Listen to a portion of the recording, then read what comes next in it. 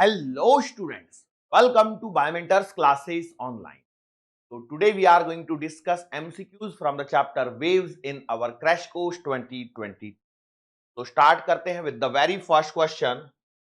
Which one of the following statement is true? कौन सा statement यहाँ पर सही है? सवाल है both light and sound waves can travel in vacuum. तो बात गलत है. क्यों गलत है? साउंड वेव वैक्यूम में ट्रेवल नहीं कर सकती है क्योंकि साउंड वेव लॉन्गिट्यूडनल वेव है. लाइट वेव जो है वो एक इलेक्ट्रोमैग्नेटिक वेव है, इसको मीडियम की आवश्यकता नहीं है. Both light and sound wave in air are transverse, तो गलत बात है. Light is a transverse wave जबकि साउंड जो है वो लॉन्गिट्यूडनल वेव है. The sound waves in air are longitudinal while the light waves are transverse. तो ये स्टेटमेंट सही है और हमको सही स्टेटमेंट ही यहां पर पहचानना है. Both light and sound are in air longitudinal, तो ये भी गलत है. तो क्वेश्चन नंबर 1 में ऑप्शन नंबर सी है. Question number 2, with the propagation of a longitudinal wave through a material medium the quantities transmitted in the propagation direction are. क्या transmit होता है लॉन्गिट्यूडनल वेव के केस में? तो हम कहेंगे यहां पर ट्रांसफर होता है एनर्जी का. कहां किसका ट्रांसफर होता है? एनर्जी यहां पर ट्रांसमिट होती है. कब? जब हम लॉन्गिट्यूडनल वेव की बात कर रहे होते हैं. A wave traveling in the positive x direction having displacement along the y direction as 1 meter, wavelength 2 pi meter and frequency 1 by pi hertz is represented by. तो हमें वो इक्वेशन यहां पर निकालनी है. तो y वेव की इक्वेशन y बराबर a sin kx minus omega T मान लो पॉजिटिव है. देखो इसमें बोला है पॉजिटिव x डायरेक्शन, तो प्लस वाला तो चला गया, यस और नो. अब यहां पर बोला क्या है कि 1 मीटर का डिस्प्लेसमेंट, मतलब a को 1 कर दोगे तो सब में 1 है. अब क्या बोला गया है? फ्रीक्वेंसी. तो देखो अब यहां पर इसको इसी फॉर्मेट में एडजस्ट करेंगे तो y बराबर आएगा साइन k को क्या लिख सकते हैं हम लोग? 2 pi upon lambda times x minus इसको फ्रीक्वेंसी के फॉर्म में 2 पाई एन टी ऐसे लिख सकते हैं. क्लियर? अब उसने बोला है कि फ्रीक्वेंसी 1 बाई पाई हर्ट्ज होनी चाहिए. तो यहां पर यदि मैं n की जगह 1 बाई पाई रखता हूं तो पाई से पाई कैंसिल, तो 2t आना चाहिए.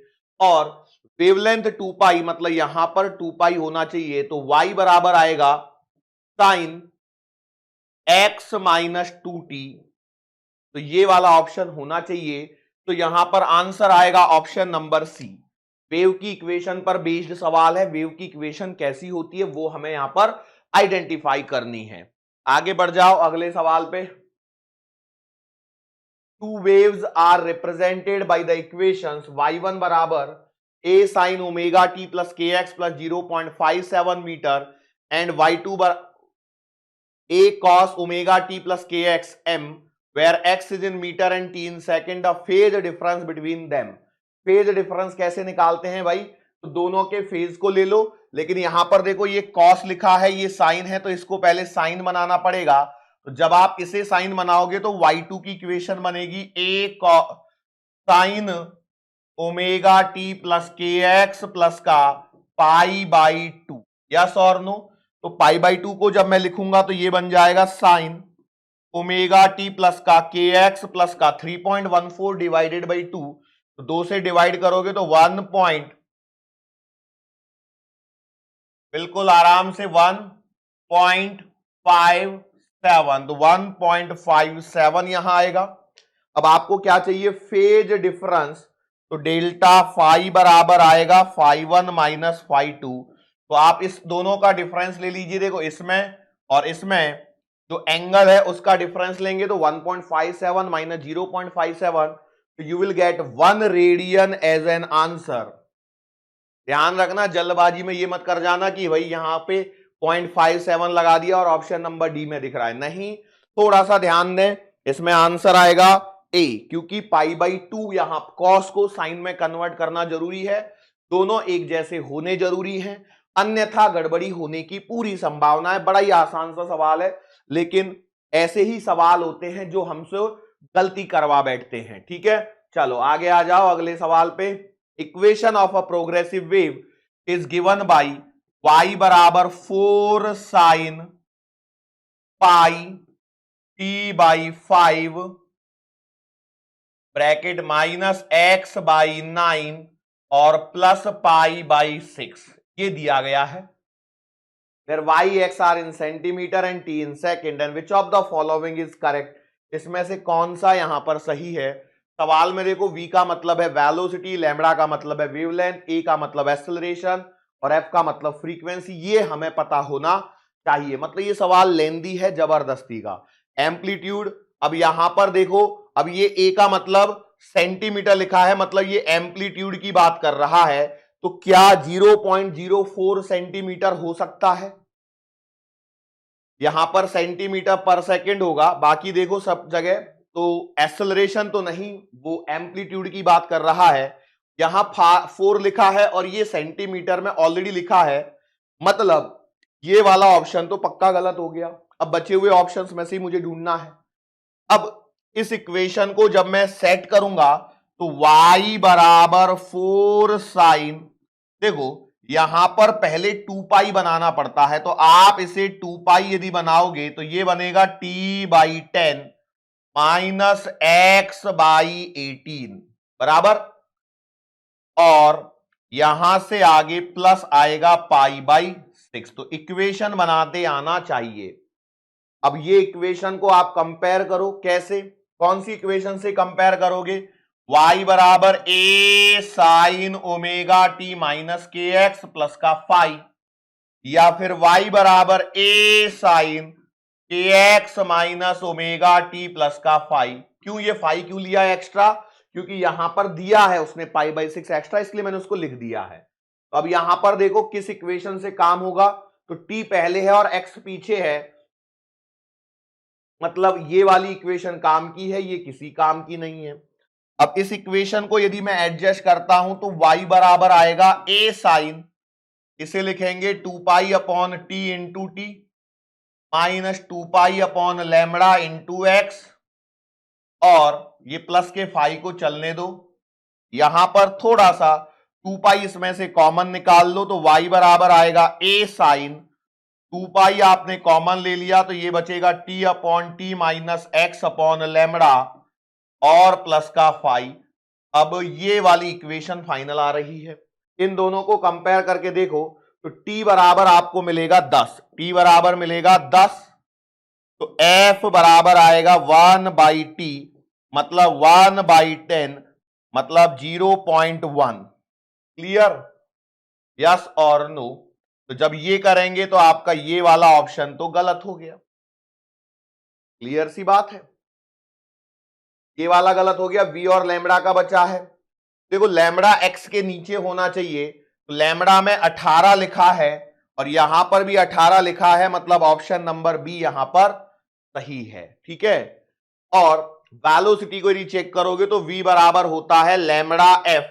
लैम्बडा कितना है आपके पास में 18 सेंटीमीटर और फ्रीक्वेंसी है 0.1 हर्ट्ज, तो आंसर आएगा 1.8 सेंटीमीटर पर सेकेंड। तो वो नहीं है, वहां पर 5 दिया गया है, मतलब ये वाला ऑप्शन भी यहां पर आपका गलत हो जाएगा। Overall option number B that is lambda बराबर 18 सेंटीमीटर यहां पर आपको सही आंसर मिलेगा।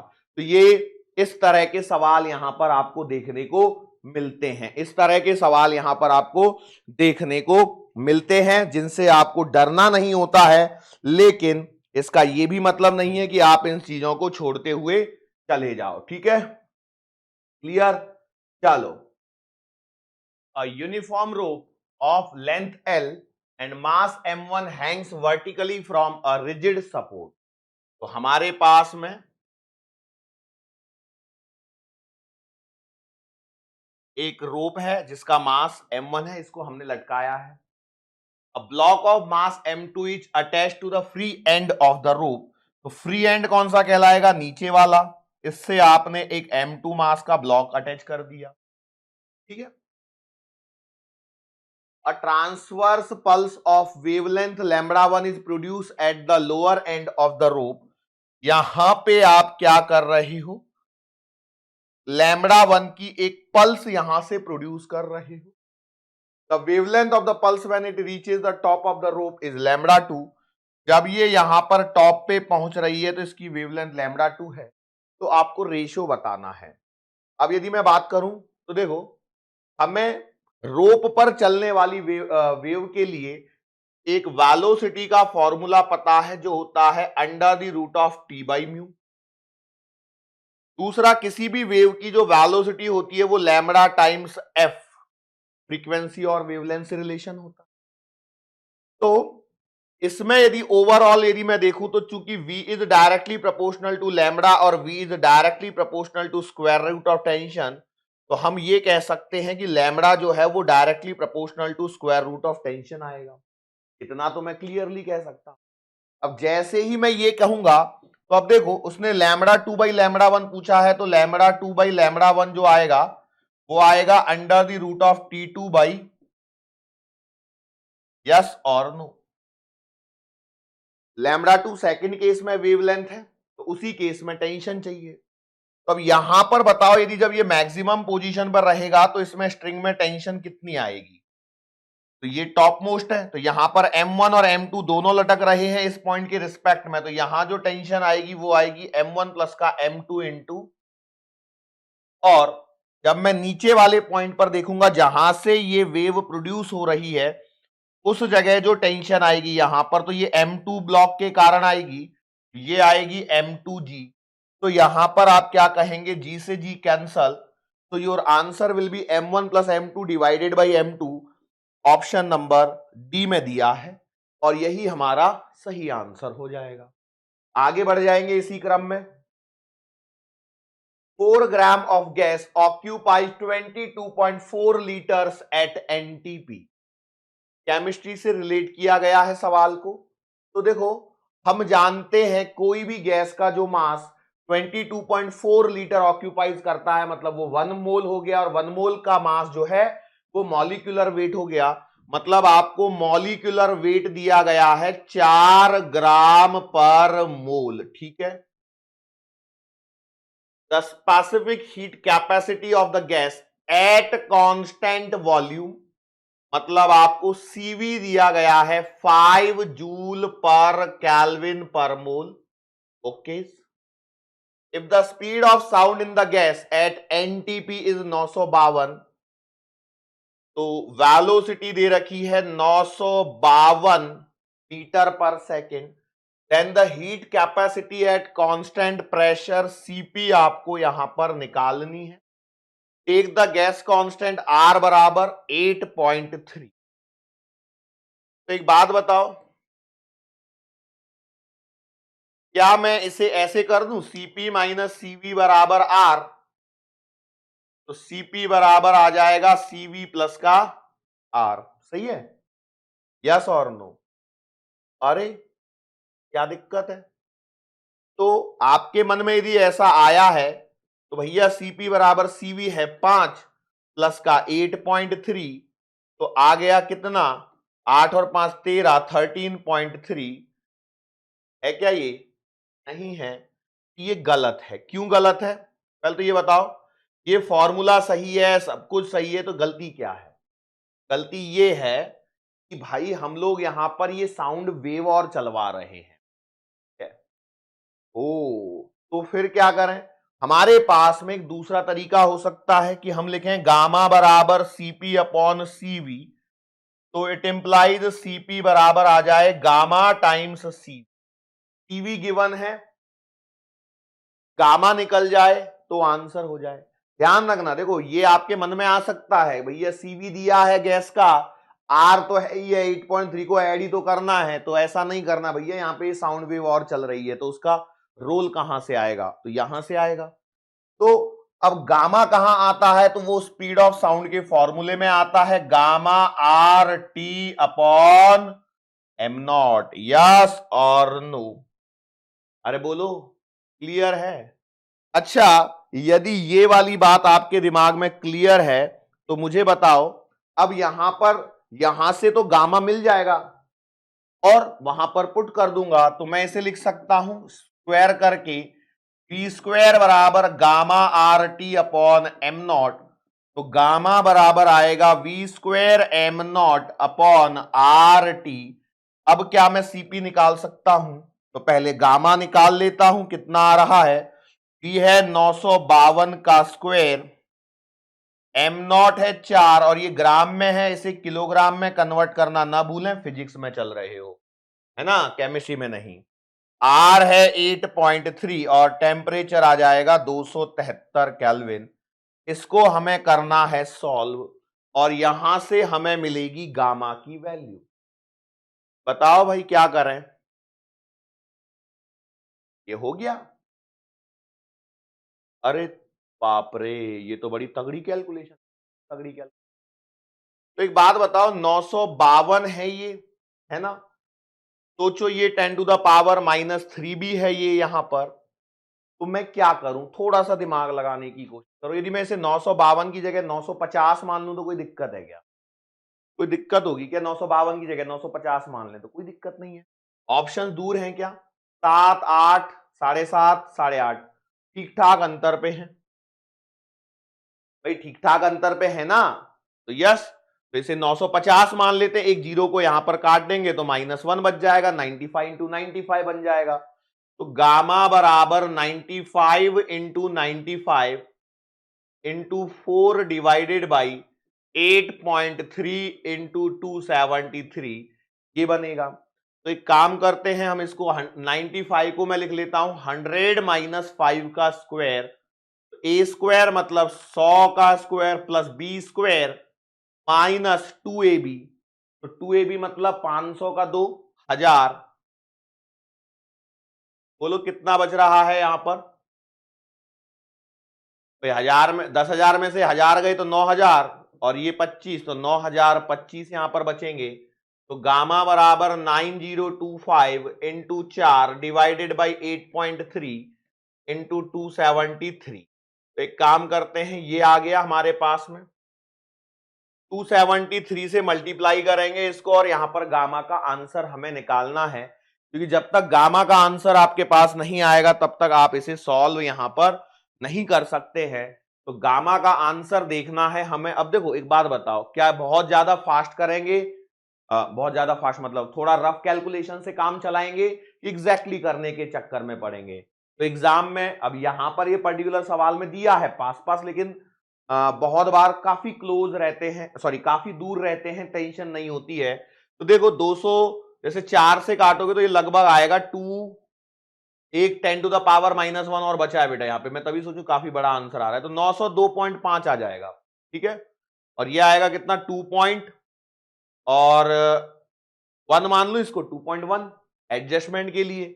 902.5 को छोड़ दो, इसको 903 ले लो सीधा सीधा। भाई कैलकुलेशन ऐसी करी जाती है। अब 2.1 इंटू 273 करोगे तो 275 गुणा 2 कर लो सीधा सीधा। कितना आएगा 275 गुणा 2 करने पर? 550 बराबर। तो गामा बराबर आ रहा है 550, ये है 900। डिवाइड करके देखोगे, थोड़ा सा और एडजस्टमेंट है इसमें, क्योंकि देखो 277 का 0.1 यदि आप लेते हो ना तो वो कितना आता है भाई? 100 पे 1, 100 गुणा 0.1 करने पे कितना आएगा? 10। तो 300 पे लगभग लगभग, तो 30 का फर्क और ऐड करो इसमें, तो ये आ जाना चाहिए कितना? 580 के आसपास। तो 580 को मैं 600 मान लूं लगभग, कि 580 रहने दो, 580 रहने दो चलो। तो 580 से इसको 900 को काटेंगे तो एक बार तो पूरा पूरा डिवाइड हो ही जाएगा। 600 एकम 600, है ना? 300 बच रहे हैं, 6 पंजे 30, लेकिन ये तो 580 है, थोड़ा सा छोटा, मतलब लगभग 1.6 के आसपास आंसर। ये आपको टेक्निक लगानी पड़ेगी एग्जाम में भी बेटा, थोड़ा सा समझो इस बात को। मैंने 30 लिया जबकि वो 27.5 ही था 0.1 के हिसाब से, पर ये छोटा छोटा एडजस्टमेंट करके आप जल्दी निकाल सकते हो। तो अब आपके पास में जो सीपी आएगा वो आएगा 1.6 इंटू 5 था ना, सीवी कितना था? 5। तो कितना आएगा बेटा? सीपी बराबर आएगा 16 पंजे 80, तो 8। 8 मतलब आपको ऑप्शन नंबर सी पे यहां पर टिक करना पड़ेगा। ये सवाल आसान है, बस ध्यान क्या रखना है, सीपी माइनस सीवी बराबर आर करके 13.3 ना निकालें। आपको क्यों नहीं निकालना है? क्योंकि जाहिर सी बात है केमिस्ट्री का सवाल थोड़ी सीपी माइनस सीवी बराबर आर निकलने के लिए आएगा। थोड़ा तो सोचो। यस, तो दैट्स इट, ये यहां पर सवाल हुआ। क्वेश्चन है the equation of a simple harmonic wave is given by y बराबर 3 sine pi by 2 50t minus का x, ऐसे इक्वेशन दे रखी है। x एंड y मीटर में है, t सेकंड में है, ratio of maximum particle velocity to the wave velocity. Particle velocity नहीं, पार्टिकल की मैक्सिमम वेलोसिटी और वेव वेलोसिटी का रेशियो चाहिए। तो पहले इस इक्वेशन को एडजस्ट करते हैं, तो y बराबर आएगा 3 साइन पाई बाई 2 को अंदर मल्टीप्लाई कराओ तो 25, ये आएगा 25 पाई टी माइनस ये आएगा पाई बाई 2x। क्लियर? इसको थोड़ा सा और एडजस्ट करते हैं तो क्या आएगा बताओ सर, क्या एडजस्ट करने की कोशिश कर रहे हो, या कंपेयर कर लो सीधा सीधा। तो y बराबर a sine omega T minus के एक्स से कंपेयर करो, तो कंपेयर करने पर क्या हो जाएगा, ओमेगा बराबर आएगा 25 पाई और k बराबर आएगा पाई बाई 2। तो मुझे बताओ वेव वेलोसिटी आएगी ओमेगा अपॉन k, मतलब 25 पाई डिवाइडेड बाई पाई बाई 2, तो ये आ गई 50 मीटर पर सेकंड। सही है क्या? किसी का और कोई तो आंसर नहीं आ रहा ना, पता लगा कि 50 की जगह कुछ और आ रहा हो। ये डेटा तो मिल गया। वीपी मैक्सिमम चाहिए, पार्टिकल की मैक्सिमम वेलोसिटी कहां से निकालें, तो हम जानते हैं वीपी बराबर क्या होता है, डबा वाई बाई डबा टी, मैंने आपको बताया हुआ है। तो ये आएगा, इसको डिफरेंशिएट करेंगे तो देखो 3 तो एज इट इज, साइन का डिफरेंशिएशन आएगा कॉस, पूरा equation as it is 25 pi T minus pi by 2x, pi by 2x into इसका कितना आएगा 25 पाई आएगा। विद रिस्पेक्ट टू टाइम करना है, x keeping constant, partial differentiation. बिल्कुल, चलो तो वीपी बराबर आएगा 75 पाई, कहां से आ गया बेटा, इसका मल्टीप्लाई किया, cos 25 pi T minus pi by 2x। तो ये बेटा इक्वेशन है पार्टिकल की वेलोसिटी की। इसमें पार्टिकल की मैक्सिमम वेलोसिटी क्या होगी, जो इसका एम्पलीट्यूड होगा, मतलब 75 पाई।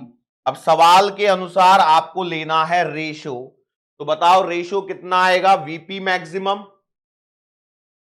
और डिवाइडेड बाई वी। तो ये है 75 पाई और ये था 50 था ना, हाँ 50, डिवाइड करोगे तो आंसर कितना आएगा, 25 थी 75, 25 गुना 50, तो 3 पाई बाई 2। और देखो 3 पाई बाई 2 कहां दिया गया है, ऑप्शन नंबर। सवाल आसान है, कॉन्सेप्ट को पकड़ना है और इसे सॉल्व करते हुए आगे बढ़ना है। दैट्स इट, आगे बढ़ो। अगला सवाल देखो क्या है, बड़ा ही प्यारा सा यहां पर सवाल देखने को मिलेगा आपको, बट धीरे धीरे इसे सॉल्व करना है। Sound wave travel at 350 metre per second through a warm air and at 3500 metre per second through brass. The wavelength of a 700 hertz acoustic wave as it enters brass from warm air। ये क्या है सवाल, कुछ पल्ले ही नहीं पड़ रहा। अरे भाई देखो, एक मीडियम से दूसरे मीडियम में वेव जा रही है, एक मीडियम में स्पीड, दूसरे मीडियम में भी स्पीड दे रखी है और वेवलेंथ का कंपैरिजन करना है। तो ध्यान रखें, जब भी वेव की बात करते हैं, चाहे वो वेव कोई भी हो, मीडियम 1 से मीडियम 2 में जब एंटर करती है, इस केस में फ्रीक्वेंसी रिमेन्स सेम, चाहे वो मैकेनिकल वेव हो चाहे वो इलेक्ट्रोमैग्नेटिक वेव हो, frequency will always remain same. This is the concept जिसे हम लोग सीखते इलेक्ट्रोमैग्नेटिक वेव्स में जाके हैं, लेकिन आपको यहीं से पता होना जरूरी है। तो v बराबर आता है लैम्बडा टाइम्स एफ, तो velocity is directly proportional to lambda. मैंने बोला बिल्कुल सही है, तो मैं ये कह सकता हूं velocity in air upon velocity in brass will be equals to lambda in air upon lambda in brass. बरोबर, यस और नो, सही है। ओके, तो वेलोसिटी एयर में आपको दे रखी है 350 और ब्रास में दे रखी है 3500। वेवलेंथ की बात चल रही है, तो मुझे बताना है the wavelength of 700 wave as it enters brass from warm air. Brass में जाने पर क्या होगा एयर से, तो मैं इसे लैम्बडा मान लेता हूं, ये लैम्बडा डैश, तो लैम्बडा डैश जो है वो आ रहा है 10 लैम्बडा। यस और नो, सवाल में रीड ध्यान से करना, कहां से कहां जा रही है, एंटर्स ब्रास फ्रॉम एयर, तो क्या हुआ है, इंक्रीज हो गई है बाई अ फैक्टर ऑफ 10, तो increases by a factor of 10। Option number C यहां पर आपको देखने को मिल रहा है। बस यदि ये सवाल में ये नहीं पड़ा कि कहां से कहां जा रही है तो गलती हो जाएगी।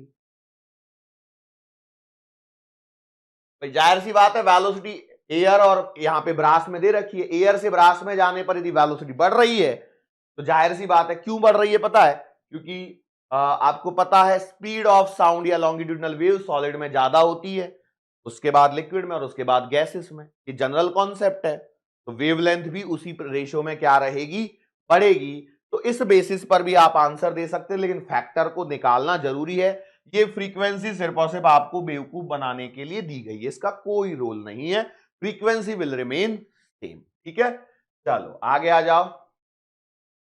A point source emits sound equally in all direction in a non-absorbing medium. 2 points P and Q are at a distance of 2 meter and 3 meter respectively from the source. The ratio of the intensities of the waves at P and Q क्या होगा, तो intensity बराबर होती है energy per unit time per unit area, जिसे हम power divided by area लिखते हैं, जिसे हम power divided by 4 pi R square के बेसिस पर सॉल्व करते हैं और कहते हैं कि इनवर्सली इंटेंसिटी जो है वो इनवर्सली प्रोपोर्शनल होती है डिस्टेंस के स्क्वायर के। यस और नो, तो भैया एक बात बता दो, I2 अपॉन I3 जो आएगा वो आएगा 3 का स्क्वायर अपॉन 2 का स्क्वायर, मतलब 9/4। सिंपल सा सवाल है, 9/4 पे टिक करके आना है, 4/9 पे मत करके आना, नहीं तो प्रॉब्लम यहां पर क्रिएट हो जाएगी। ठीक है, आगे बढ़ जाओ। A hospital uses an ultrasonic scanner to locate tumors in a tissue is 1.7 kilometer per second. The wavelength of sound in the tissue is close to, ये यहां पर सवाल है, सवाल को पढ़ो और आइडेंटिफाई करने की कोशिश करो कि यहां पर क्या है। एक्चुअली इस सवाल में एक लाइन मिसिंग है, जो है मेरे हिसाब से फ्रीक्वेंसी इन्होंने नहीं दे रखी, एक लाइन खा गए हैं हमारे टाइपिस्ट महोदय। मुझे इसकी फ्रीक्वेंसी पहले सवाल की लेके आनी पड़ेगी, वो मैं लेके आता हूं। क्या है यहां पर, ओके 4.2 मेगाहर्ट्ज, तो इस सवाल में एक फ्रीक्वेंसी की कमी है 4.2 मेगाहर्ट्ज। ठीक है, तो क्या पूछा है, वेवलेंथ, तो V बराबर लैम्बडा एफ है ना, या आप V बराबर n लैम्बडा ऐसे भी ले लो, तो लैम्बडा बराबर क्या आएगा, V/n आएगा। वेलोसिटी दे रखी है 1.7 किलोमीटर पर सेकेंड अपॉन फ्रीक्वेंसी है 4.2 और मेगाहर्ट्ज।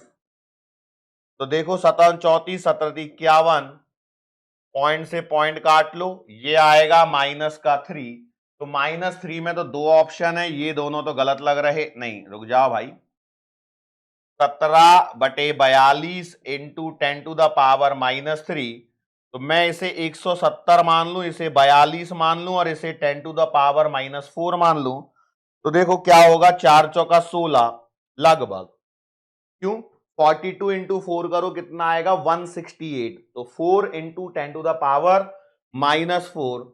आप भी ध्यान रखना, ऐसा मत कर देना जल्दबाजी में, -3 तो यहां पावर आ रही है तो उन दोनों में से कोई एक ऑप्शन होगा, लेकिन ध्यान रखें ऑप्शंस को घुमाया जा सकता है और आपको कंफ्यूज किया जा सकता है। ओके, अगला, the temperature at which the speed of sound becomes double as was at 27 degree Celsius. ठीक है, तो वेलोसिटी जो होती है क्या होती है बेटा, under the root of gamma R T upon M naught. किसी भी गैस के अंदर में साउंड की स्पीड, यही फॉर्मूला है, तो velocity is directly proportional to square root of temperature. तो अब देखो मैं लिखूंगा v अपॉन 2v बराबर under the root of 227 degree Celsius, मतलब टेम्परेचर आएगा 300 केल्विन। तो 300 डिवाइडेड बाई टेम्परेचर पूछा है, कहां, कौन से टेम्परेचर पर। v ने मारा, v को स्क्वायर कर दो, 1/4 बराबर आएगा 300 डिवाइडेड बाई t, तो टेम्परेचर आएगा 1200 केल्विन। ऑप्शन डिग्री सेल्सियस में है, तो t बराबर आएगा 1200 माइनस 273 केल्विन, तो ये आएगा 927। 927 आपको ऑप्शन नंबर सी में दिया है। ऐसा ही सवाल आप थर्मल प्रॉपर्टीज में भी करते, सॉरी काइनेटिक थ्योरी में भी करते हैं, बिल्कुल सेम सवाल आपको मिलता है। ठीक है, तो ये ध्यान रखें, इस फॉर्मूले में टेम्परेचर केल्विन में चलता है, डिग्री सेल्सियस में नहीं है। यहां बिल्कुल सिंपल दे रखा है, हो सकता था वो यहां पर टेम्परेचर को रख के देते 27 और जैसे क्या होता है ना, दुगना करने पर क्या होता है कि हम लोग सोचते हैं दुगना कर दिया तो 54 हो गया। हालांकि मैंने थियरी में भी ये बातें क्लियर करी थी कि किस प्रकार से चलना है। ठीक है ना, कोई दिक्कत तो नहीं होगी। सवाल पुराना है लेकिन अच्छा सवाल है, जरूर करके इसको रखना है। ठीक है, चलो, velocity of sound waves in air is 330 meter per second. For a particular sound wave in air, a path difference of 40 centimeter is equivalent to phase difference of 1.6 pi. The frequency of this wave is, अरे path difference और phase difference का relation delta phi बराबर 2 pi upon lambda into delta x. एक तो ये point समझ में आ रहा है। सवाल में उसने फ्रीक्वेंसी पूछी है, तो फ्रीक्वेंसी को हम कैसे रिलेट करते हैं, v बराबर एन लैम्बडा, तो n बराबर v बाई लैम्बडा। तो n उसने पूछा है, v उसने दिया है, तो लैम्बडा निकालना है। यही तो कॉन्सेप्ट है, सिंपल चीजें रिलेट करनी है। तो यहां आएगा 1.6 पाई बराबर 2 पाई अपॉन लैम्बडा, और फेज डिफरेंस है ये 40 सेंटीमीटर का। काटा पीटी करेंगे, पाई ने मारा पाई को, है ना, एक जीरो से एक जीरो कटेगी, इस पॉइंट से ये जीरो कटेगी, है ना, तो 4 दूना 8, तो लैम्बडा बराबर आएगा कितना, 8/16, मतलब 0.5। उठा के यहां पर पटक दो, कितना आएगा भाई, n बराबर वेलोसिटी है 330 डिवाइडेड बाई 0.5, तो n बराबर आएगा 660 हर्ट्ज। बड़ा ही सिंपल सवाल है। यहां पर एक गलती होने की संभावना है, वो क्या है कि आप यहां पर यदि 1/2 इधर उधर करते समय थोड़ा भी चूके, तो आपका आंसर 330 का आधा 165 भी आ सकता है। ठीक है, कई लोग तो ऐसा भी कर सकते हैं कि फ्रीक्वेंसी रिमेन सेम, तो स्पीड के बराबर ही डाल दी, कुछ भी होता है। ठीक है, तो उन सब चीजों से हमको अपने आप को बचाए रखना है और सवाल को अच्छे से रीड करना है। A 5.5 meter length of string has a mass of this. If the tension in the string is this, the speed of the wave on the string. ये तो सिंपल है, v बराबर under the root of t by mu, लेकिन mu क्या होता है, mu बराबर होता है मास पर यूनिट लेंथ। तो यहां से यदि मैं करता हूं तो v बराबर आएगा under the root of, tension है 77 अपॉन म्यू है m बाई एल, तो मास है 0.035 अपॉन एल, मतलब आएगा 5.5। ठीक है, चलो थोड़ा सा एडजस्टमेंट करते हैं v बराबर को सेटलमेंट के लिए। तो देखो क्या होगा, ये पॉइंट हटाओगे तो 3 जीरो बढ़ेंगी, एक खत्म हो जाएगी तो 2 जीरो बचेंगी, यहां पर भी बिल्कुल सही है। अब देखो यदि मैं इसे 7 से काटता हूं, ये कटेगा 11 बार और ये कटेगा 5 बार, 5 से काटता हूं तो ये कटेगा 11 बार, तो 11 इंटू 11 इंटू 100, तो मुझे बताओ कितना आंसर आएगा वेलोसिटी का। 11 11 से 11 बाहर, 2 जीरो से 1 जीरो बाहर, तो 110 मीटर पर second.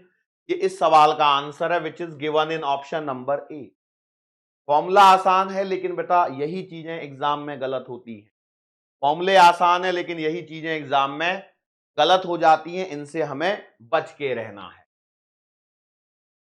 Two periodic waves of intensities I1 and I2 pass through a region at the same time in the same direction. The sum of the maximum and minimum intensity. तो भैया I maximum क्या आता है, I1 plus का I2, और I minimum कितना आता है। देखो यदि ये नहीं पता हो तो आपको रिजल्टेंट इंटेंसिटी पता होनी चाहिए पहले। I1 प्लस का I2 प्लस का 2 under the root of I1 I2 और cos फाई, ठीक है, ये पता होना चाहिए। तो अब एक बात बताओ मुझे, मैक्सिमम इंटेंसिटी जो यहां पर हो सकती है वो हो सकती है I1 प्लस का I2 plus 2 under the root of I1 I2, yes और नो। बात है ना कि cos फाई की मैक्सिमम वैल्यू 1 हो सकती है तो वही रखेंगे। आई मिनिमम की जब मैं बात करूंगा तो ये आएगी I1 प्लस का I2 minus 2 root I1 I2। क्यों? cos फाई की मिनिमम वैल्यू -1 हो सकती है, 0 से भी नीचे जा सकता है ना -1 तक, ये आएगा। सवाल में पूछा है आपसे I maximum plus I minimum, तो आंसर में इनको जोड़ना है तो देखो ये दोनों कट जाएंगे तो ये आएगा 2 टाइम्स I1 प्लस का I2। तो 2 times I1 plus I2 option number B में दिया है। बहुत ज्यादा सोचने पर सवाल गलत भी हो सकता है, इसमें कोई दो राय नहीं है मेरे हिसाब से। क्या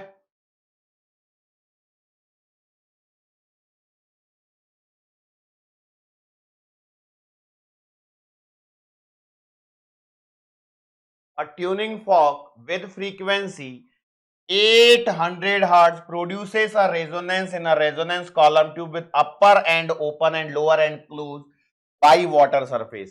ये सब नहीं भी लिखा हो ना तो आपके दिमाग में चलना चाहिए ये पाइप क्या है, पाइप को closed at one and.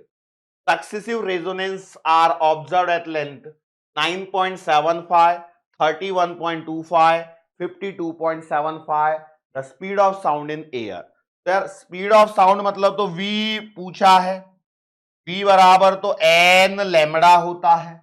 Frequency आपको दे रखी है, वेवलेंथ निकालनी है, ये कैसे करें। तो आप देखो क्या होता है कि जब आप पाइप को क्लोज एट वन एंड लेते हो, देखो क्या होता है, साउंड ऐसे जाता है और ऐसे आता है, यस। तो जो मैक्सिमम है वो यहां हो गया। अगली बार मान के चलो जैसे पाइप को मैं ऐसे कर देता हूं, वही सेम पाइप है, बस 3 कंडीशन दे रखी हैं।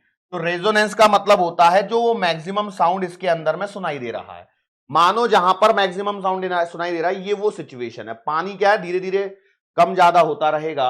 अगली बार क्या हुआ कि इसमें एक लूप ये कंप्लीट करके बैठ जाए और एक ऐसा बन जाए, या फिर वो 2 लूप कंप्लीट कर ले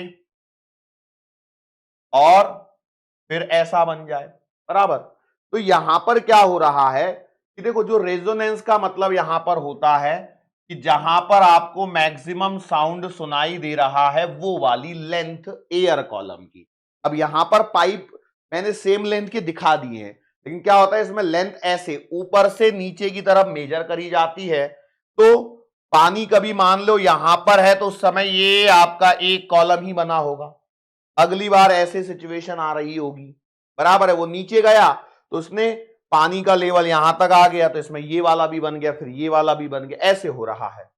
तो यहां पर आप देखोगे यहां से यहां जब जा रहे हो तो ये एक नोड और ये एक नोड, अरे रे रे, ये 2 नोड, यहां पर नोड से नोड बन रहा है, यहां पर फिर देखो ये नोड और ये भी नोड, ये डिफरेंस यहां पर आ रहा है। तो अब आप देखो पहली बार जो लेंथ है वो है 9.75, अगली बार है 31.25, अगली बार है 52.75।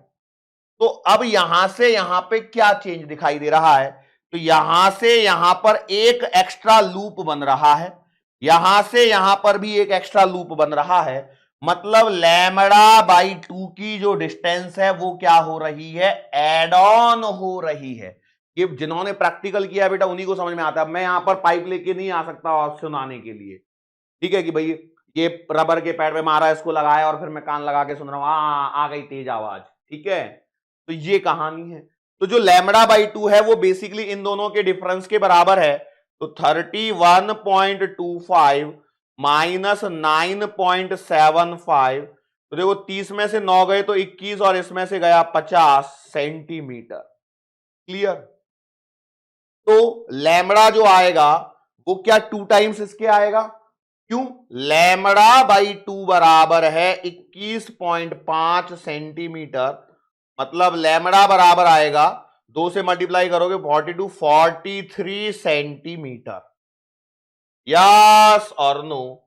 तो मुझे बताओ वेलोसिटी पूछी गई है, तो v बराबर आएगा n मतलब फ्रीक्वेंसी 800 हर्ट्ज इंटू लैम्बडा कितना आया था 43, और सेंटीमीटर को मीटर में बदलेंगे तो यहां पर क्या होगा, 2 जीरो ये कैंसल, तो v बराबर 8 16 8 24 2 8 चौक 32 और 2 34, 344 मीटर पर सेकेंड। ऑप्शन दूर दूर है काफी, ऑप्शन नंबर सी सीधा हो गया। यदि बाई चांस गलती हो गई होती, ये कॉन्सेप्ट आपको पता होना चाहिए। अब ये उनको ज्यादा अच्छे से समझ में आता है जिन्होंने अपने स्कूल या कॉलेजेस में प्रैक्टिकल करके रखे हुए हैं, जिन्होंने नहीं किए हैं उनको फिर परेशानी होती है।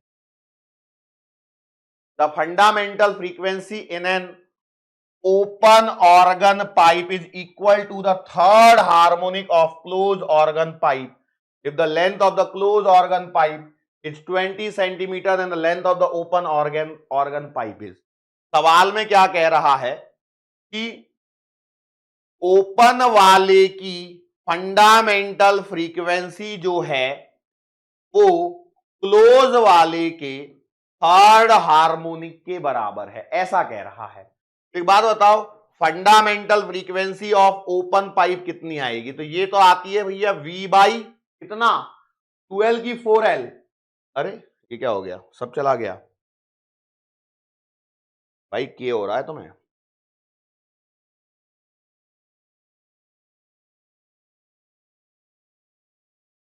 तो लगाता हूं 1 सेकेंड।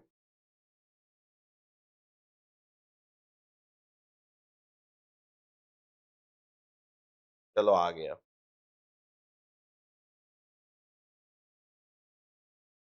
तो V बाई कितना आएगा, ओपन वाले में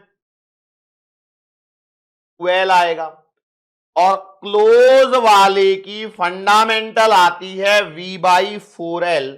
लेकिन आपको क्या चाहिए, थर्ड हार्मोनिक। क्लोज वाले में क्या होता है, सारे हार्मोनिक प्रेजेंट है क्या, क्लोज वाले में सारे हार्मोनिक प्रेजेंट है क्या, अरे हो या नहीं हो उसने तो थर्ड हार्मोनिक लिखा है, तो आपके पास में सीधा सीधा 3V बाई 4L हो जाएगा क्लोज की थर्ड हार्मोनिक।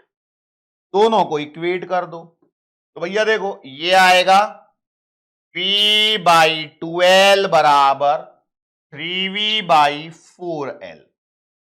लेकिन ध्यान रखना ये ओपन की लेंथ है और ये क्लोज की। वेलोसिटी ऑफ साउंड दोनों में सेम रहेगी, यस और नो। तो V से V कैंसल। अब यहां देखो कौन सा डेटा दिया है, तो हमें पूछा था length of the open organ pipe, मतलब LO पूछा है, तो LO बराबर आएगा 4LC अपॉन 2 इंटू 3, यहां पर ये कितना आ रहा है 4, मतलब ये आएगा 2, ये आएगा 2 इंटू क्लोज की है 20 डिवाइडेड बाई 3, तो 40/3, मतलब 13 26 33 39 13.2 सेंटीमीटर। Option number. बड़ा ही आसान सवाल है, क्या कुछ दिक्कत, ये कॉन्सेप्ट्स आनी चाहिए आपको। अगेन 2022 में हम एक्सपेक्ट कर रहे हैं ऐसा ही टाइप, ये मेरा एक्सपेक्टेशन है भाई, आएगा नहीं आएगा पता नहीं, नहीं तो पता लगा सर ने बोला था ये वाला सवाल आएगा बाकी पढ़ाई नहीं है, तो फिर इतना काहे को पढ़ा है? फिर मैं इसी को पढ़ा के छोड़ देता थी, मुझे पेपर पहले से पता होता तो, है कि नहीं? एक्सपेक्टेड है कि ऐसा आ सकता है, इस बार भी काफी टाइम हो गया इस चीज को पूछे 18। The two nearest harmonics of a tube close at one end and open at other end are 220 and 260. What is the fundamental frequency of the system? सवाल समझिए क्या है। The two nearest harmonics of a tube closed at one end and open at other end are 220 hertz and 260 hertz. तो close harmonics कहां के? Close eight one and. तो भैया close eight one and की फंडामेंटल फ्रीक्वेंसी आती है V by 4L fundamental. उसके बाद क्या आता है? क्या सारे हार्मोनिक्स इसमें प्रेजेंट रहते हैं? नहीं, इसमें सारे हार्मोनिक प्रेजेंट नहीं रहते हैं, only odd harmonics are present. तो यदि ये N1 है तो सीधा आपको N3 मिलता है 3V अपॉन 4L। यस और नो? तो यहां पर आप देखोगे तो भैया N3 माइनस N1 मतलब आएगा 3V upon 4L minus V upon 4L। Clear? इससे क्या फायदा? क्लोज तो यही है भाई, फर्स्ट हार्मोनिक के बाद में इसमें थर्ड हार्मोनिक मिलेगा, तो ये आएगा 260 माइनस का 220 बराबर, यहां से यदि मैं सॉल्व करता हूं तो ये आएगा 2V अपॉन 4L। तो यहां पर आप देखेंगे 2V अपॉन 4L जो है वो 40 हर्ट्ज के बराबर है। तो मुझे तो ये चाहिए ही नहीं, मुझे तो फंडामेंटल चाहिए, मतलब V बाई 4L। तो दो को खत्म करो यहां पर, तो V बाई 4L जो है उसका आंसर आ जाएगा 20 हर्ट्ज। ठीक है, तो ऑप्शन नंबर ए सही है। अब ये आपको रिकॉल होना चाहिए, उसने फंडामेंटल फ्रीक्वेंसी पूछी है, मतलब आपको V बाई 4L की वैल्यू चाहिए कहीं ना कहीं से, लेकिन उसने दी नहीं है। उसने V बाई 4L तो डायरेक्टली क्या दिया है? इसने फंडामेंटल नहीं दिया, इसने क्या दिया? कोई भी दो की दी है नियर वाले की। तो एक्चुअली आपके पास में ये सवाल यहां पर बन रहा है कि फंडामेंटल कितनी आएगी। ठीक है, तो आप इसको ऐसे भी कर सकते हो, 260 है ये माइनस 220 कितना बच गया? ये 40 घटेगा, ये 40 आ रहा है, तो 40 सब्ट्रैक्ट करते चले जाओ। तो अब आप देखो 220 में से गए 40 तो बचेगा कितना? 180। फिर घटा दो 40 कितना बचेगा? 140। फिर घटा दो 40 बचेगा 100। फिर घटा दो 40 बचेगा 60। फिर घटा दो 40 बचेगा 20। अब 20 में से 40 जा नहीं सकता, सबसे छोटी यही पॉसिबल है, तो 220 हर्ट्ज इज द आंसर। दूसरे तरीके से भी इसे ऐसे टैकल किया जा सकता था। तो ऐसे टाइप के सवाल आपको देखने को मिलेंगे, तो उनसे घबराना नहीं है, बस मैं बार बार आप लोगों से यही कहता आया हूं। ठीक है, घबराना नहीं है।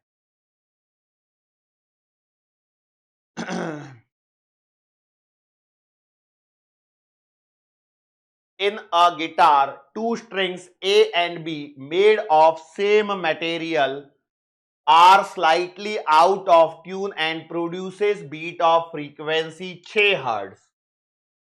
6 हर्ट्ज की फ्रीक्वेंसी यहां पर प्रोड्यूस हो रही है। When tension and B is slightly decreases, the beat frequency increases by 7 hertz. If the frequency of A is 530 hertz, the original frequency of B will be। सवाल को फिर से पढ़ना तभी समझ में आएगा।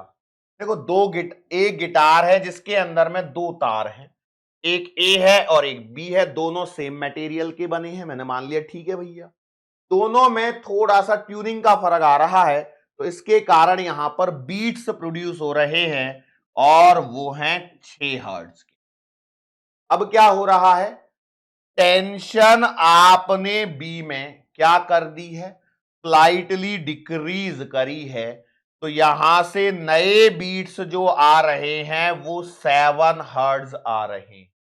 टेंशन आपने डिक्रीज करी है। Okay, if the frequency of A, तो भैया ए की जो फ्रीक्वेंसी है वो 530 हर्ट्ज है, तो यहां पर बी की फ्रीक्वेंसी यहां पर पूछी गई है, द ओरिजिनल फ्रीक्वेंसी मतलब पहले वाली कितनी, बी की फ्रीक्वेंसी कितनी।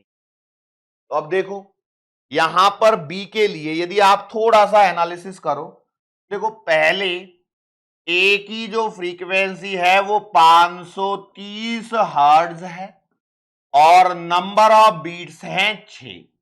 तो मतलब बी की जो पॉसिबल फ्रीक्वेंसी है वो 530 प्लस 6, तो 536 हर्ट्ज हो सकती थी।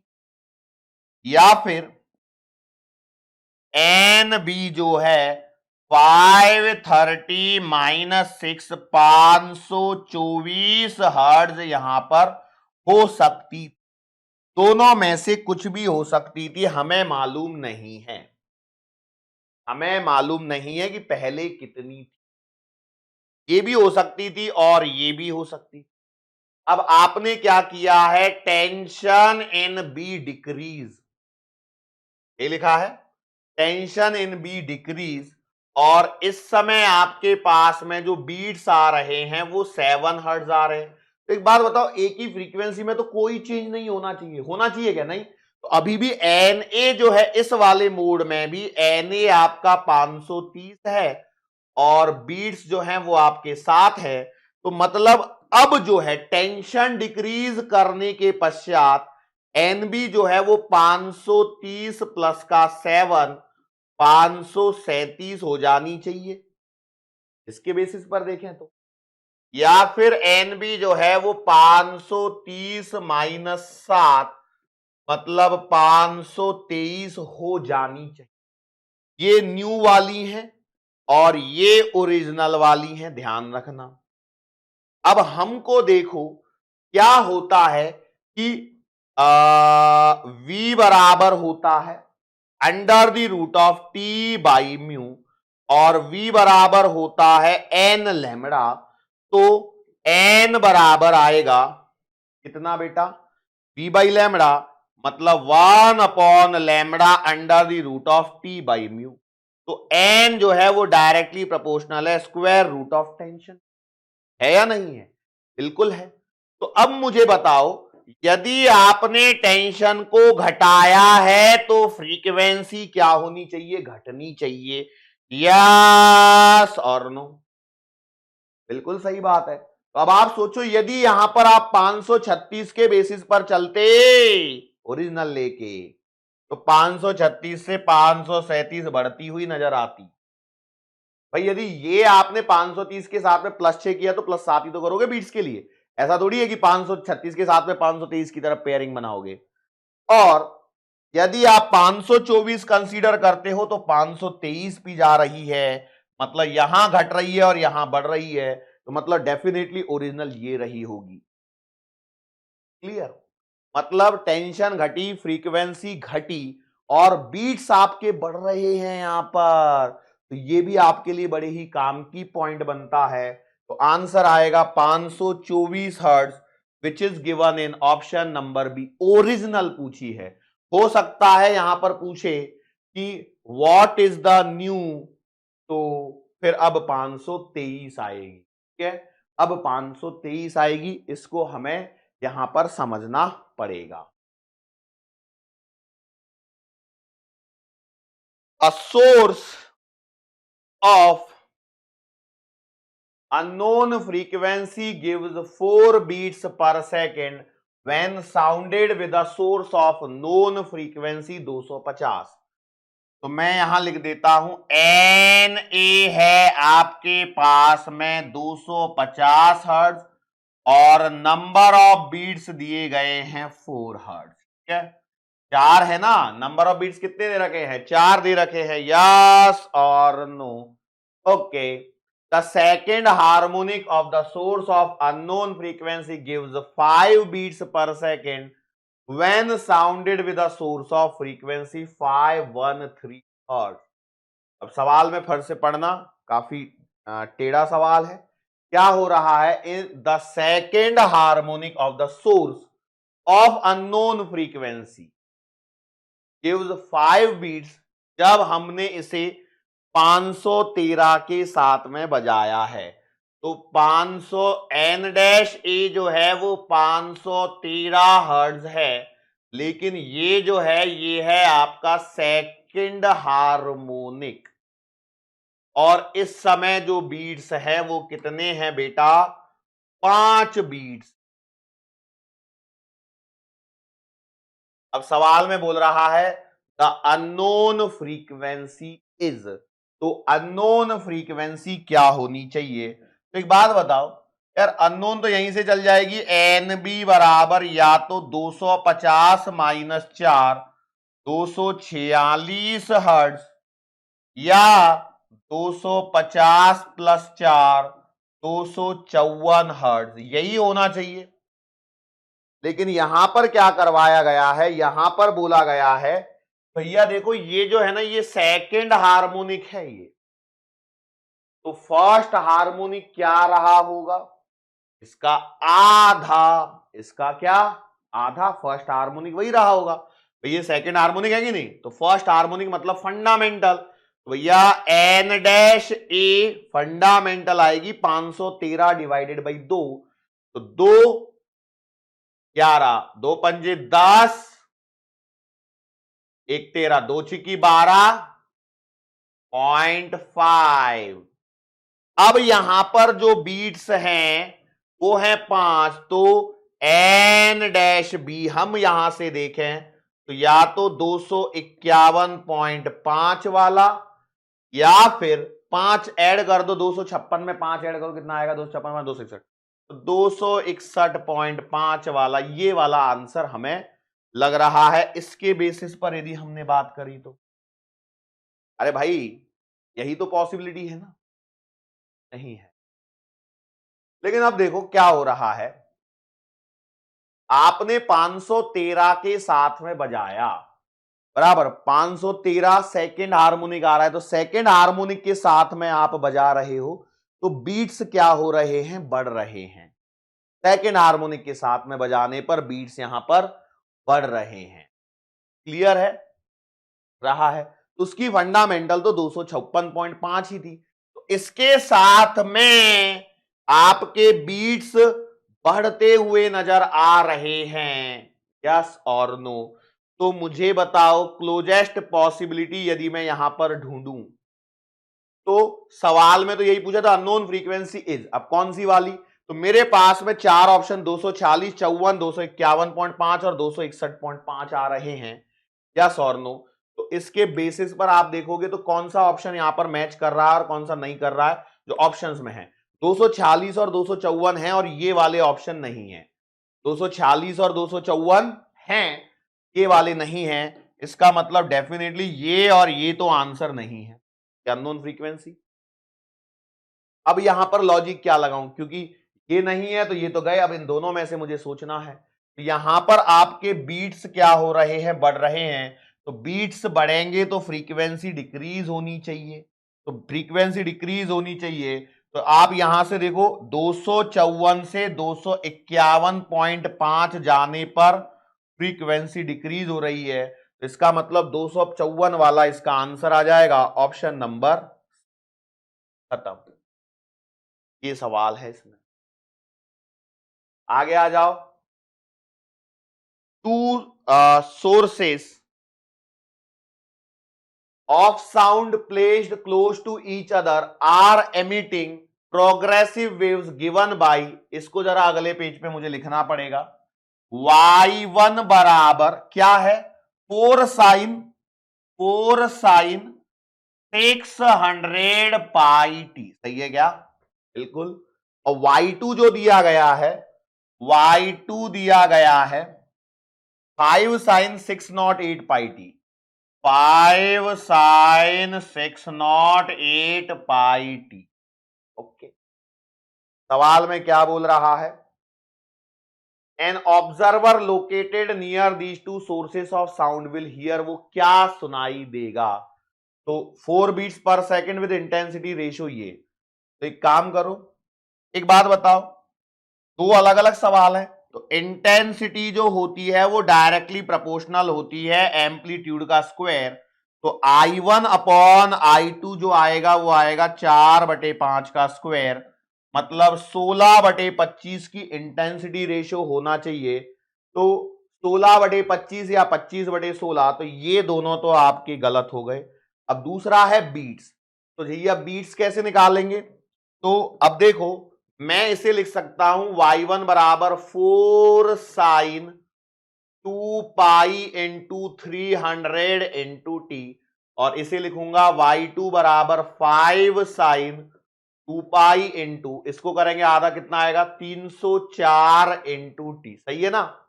तो यहां से मैं देखूंगा कि मेरा N1 बराबर आएगा 300 हर्ट्ज और N2 बराबर आएगा 304 हर्ट्ज।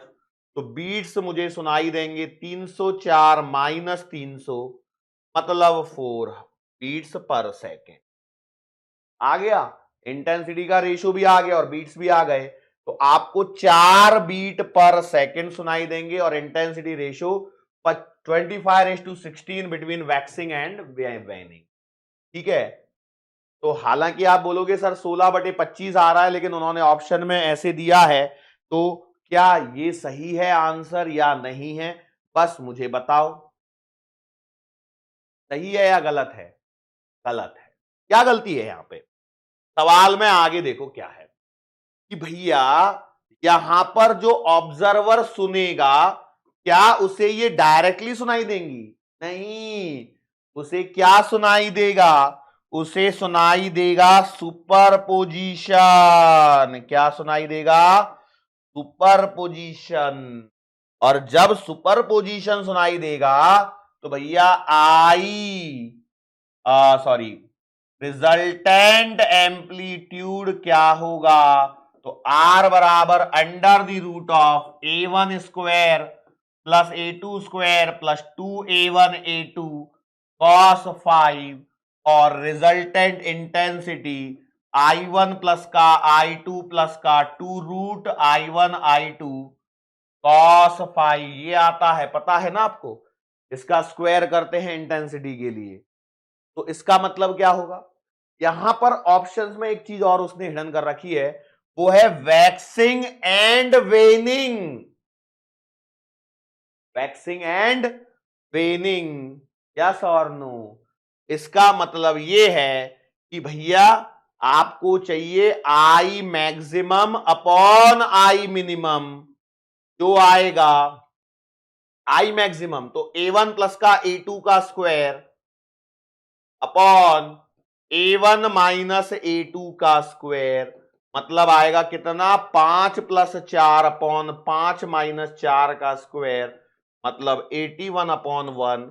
मतलब जिसे हम गलत समझ रहे थे और जिसे सही समझ रहे थे वहीं पर धोखा हो गया। तो आपको 4 बीट्स ही सुनाई दे रहे हैं, इंटेंसिटी रेशियो 81:1 बन रहा है बिटवीन वैक्सिंग एंड वेनिंग। ये वर्ड इंपॉर्टेंट था जो यहां पर फंसा रहा था, क्योंकि ऑब्जर्वर जो सुनेगा उसे दो अलग अलग थोड़ी सुनाई दे रही है बेटा, उसे तो इन दोनों का कंबाइन सुपरपोजिशन के बाद जो होगा वो सुनाई देगा। सवाल में वेव्स की इंटेंसिटी का रेशियो नहीं पूछा है, उसमें क्या पूछा है कि the observer located near these two sources of sound will hear, उसे क्या सुनाई देगा, समझे। तो यहां पर ध्यान रखें, ये इतनी जल्दी भी ना करें इंटेंसिटी का रेशियो, सुपरपोजिशन करवाओ, भूल ना जाना, क्योंकि इंटेंसिटी का रेशियो के आगे उसने ये वर्ड लिख के दिया है वैक्सिंग और वेनिंग, इस पे थोड़ा सा ध्यान रखना, अन्यथा यहां पर बड़ी चोट लगने से कोई आपको नहीं बचा सकता। Two identical piano wires kept under the same tension T have a fundamental frequency 600 Hz. The fractional increase in the tension of one of the wires which will lead to occurrence of 6 beats per second when both the wires oscillate together would be। सवाल देख के कुछ अता पता नहीं लग रहा है कि क्या होगा। हम जो जानते हैं ज्यादा से ज्यादा वो ये जानते हैं n बराबर 1/12, क्या लिख रहा हूं, 1/λ under the root of t by mu, सही है ना। एक बार चेक करूं क्या, मैं बार बार हमेशा इसी से चेक करता हूं, v बराबर n लैम्बडा, n बराबर आएगा v बाई लैम्बडा, v का फॉर्मूला, हाँ सही है। तो भैया पियानो वायर तो ऐसे चलेगी, यस और नो, अरे बोलो सही है ना। हाँ। अब सवाल में उसने फंडामेंटल फ्रीक्वेंसी दे रखी है, fractional increase in the tension of the wire, तो ये क्या है, तो सुनो, दूसरी चीज उसने बीट्स दे रखी हैं, तो भैया बीट्स क्या होता है, n बराबर n2 माइनस n1 होता है ये तो क्या मैं n को डेल्टा n कह सकता हूं, तो फ्रैक्शनल मतलब यूनिट्स एंड मेजरमेंट की तरफ ले जा रहा है, तो ये आएगा डेल्टा n अपॉन n बराबर 1/2 डेल्टा t अपॉन t। ओ हाँ, अब सवाल में क्या पूछा है कि the fractional increase in the tension, तो डेल्टा टी अपॉन टी पूछा है, यह आएगा 2 times delta N upon N, मतलब 2 इंटू डेल्टा एन कितना है 6/600, तो आंसर बताओ कितना आएगा। देखो 6 से ये कटेगा 100, 2 से कटेगा तो 1/50, मतलब 0.02, 0.02, which is given in option number B, which is given in option number B में यहां पर इसको दिया गया है। ठीक है, two cars moving in opposite directions approach each other with a speed of 22 meters per second and this respectively. The driver of the first car blows a horn having a frequency 400 hertz. The frequency heard by the driver of the second car is velocity of sound. कौन से type का सवाल है ये, car move कर रही है opposite direction वगैरह, एक बजा रहा है हॉर्न को, उसकी फ्रीक्वेंसी है, दूसरे ने कितनी, आपको नहीं लगता ये डॉपलर इफेक्ट है? सवाल को पढ़ के आइडेंटिफाई करना है। तो भैया एन डैश बराबर एन, और यहां लिखते हैं वी, यहां लिखते हैं वी वी वी वी, फिर यहां लिखते हैं ओ, यहां लिखते हैं एस, और फिर साइन एडजस्ट करते हैं।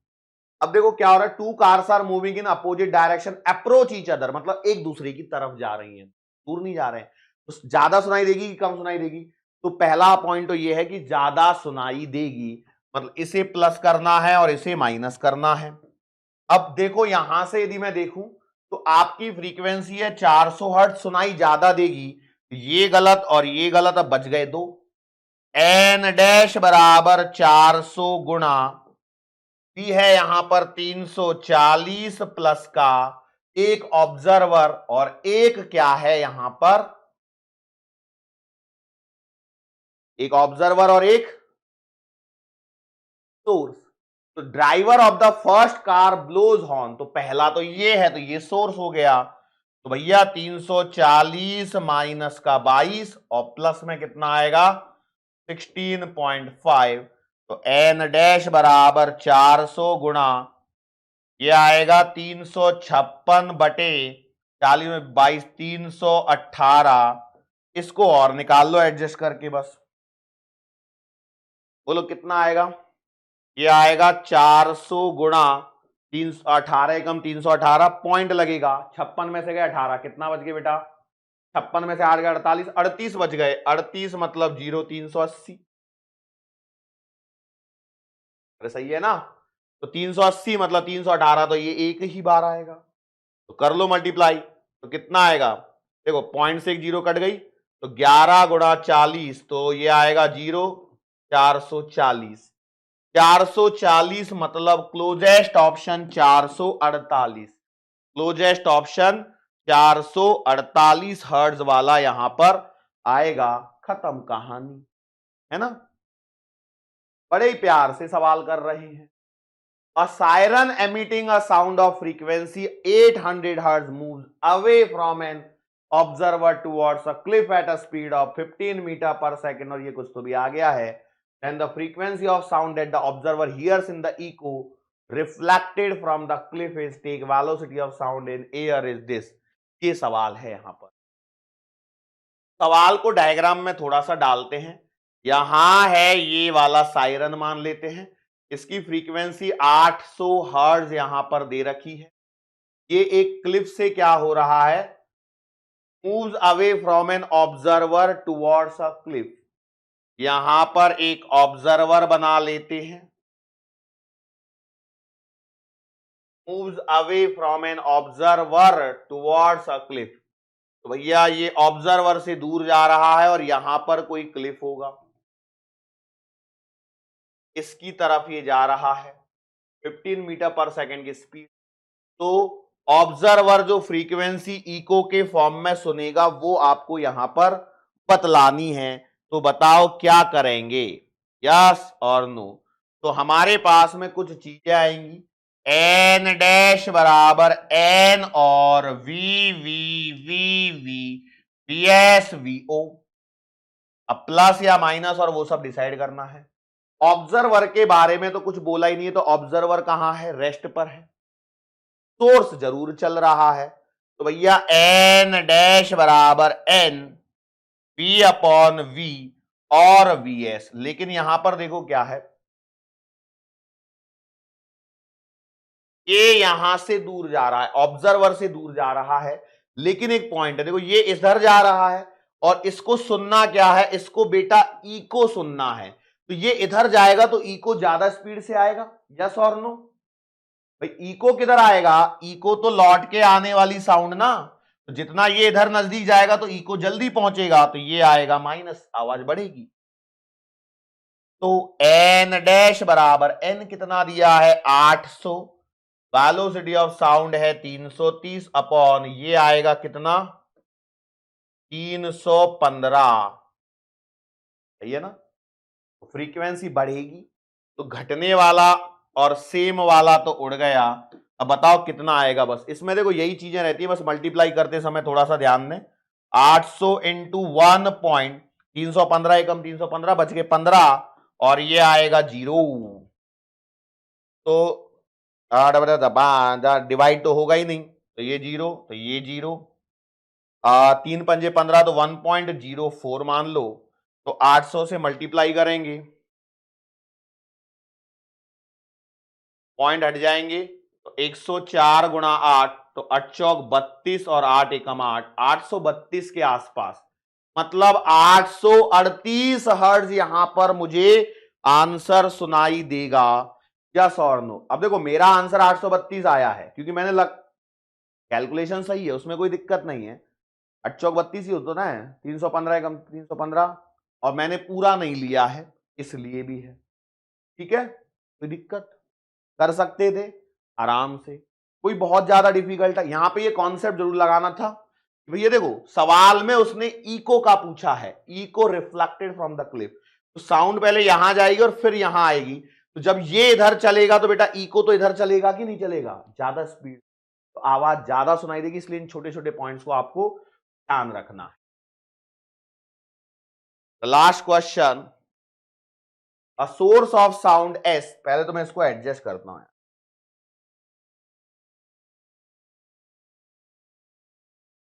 क्या होता है ना कई बार ये डायग्राम दिखते नहीं है ना, इसके लिए।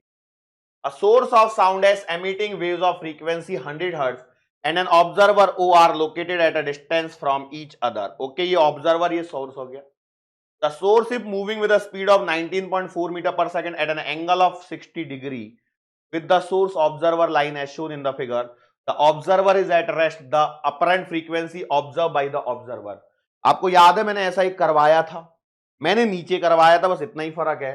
तो आप बताओ एन डैश बराबर आएगा एन वी, और देखो ऑब्जर्वर रेस्ट पर है तो वी और वी एस। अब इसका कौन सा क्या करना है, ये इधर जा रहा है, मतलब इसके यदि मैं दो कंपोनेंट देखूं तो एक इधर आएगा और एक इधर आएगा, इससे कोई मतलब नहीं है। ये आएगा वी एस कॉस 60, ये पास जा रहा है, ये पास जा रहा है, मतलब आवाज तेज, और आवाज तेज मतलब यहां पर माइनस आ जाएगा।